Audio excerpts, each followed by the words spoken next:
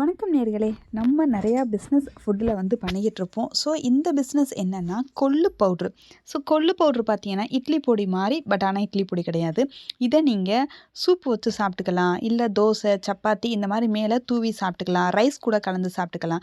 So கொள்ளு எவ்வளோ ஒரு ஹெல்த் மிக்ஸ்ன்னு சொல்லிட்டு நம்மளுக்கு தெரியும். ஸோ இதுக்கான ஃபார்முலேஷன் மெஷர்மெண்ட்டு சொல்கிறேன், நோட் பண்ணிக்கோங்க.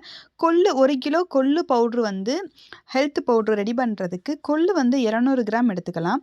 சீரகம் 120 கிராம், மிளகு 80 கிராம், சுக்கு 50 கிராம், கருவேப்பிலை நன்றாக காய வைத்தது 30 கிராம், பெருங்காயம் 5 கிராம், கல்லுப்பு 15 கிராம். மொத்தம் 1 கிலோக்கான மெஷர்மெண்ட்டு நான் கொடுத்துருக்கேன்.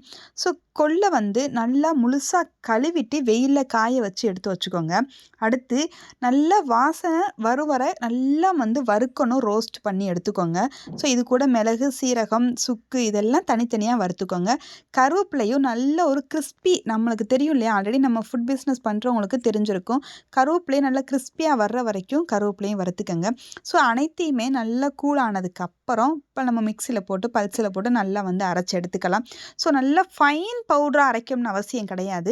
ஏன்னா இட்லி பொடி மாதிரி கொஞ்சம் நெருன்னு இருந்தாலே போதும். ஸோ இதை ட்ரை பண்ணி பாருங்கள். ஃபார்முலாவை என்றைக்குமே ஸ்கிப் பண்ண வேண்டாம். சரியான ஃபார்முலா சொல்லியிருக்கேன், நோட் பண்ணிக்கோங்க. ஸோ என்னோடய சேனல் இன்னும் நீங்கள் சப்ஸ்கிரைப் பண்ணலைன்னா உடனே சப்ஸ்கிரைப் பண்ணிக்கோங்க. ஸோ அடுத்த வீடியோவில் சூப்பரான ஃபார்முலேஷனுடன் வரைகிறேன்.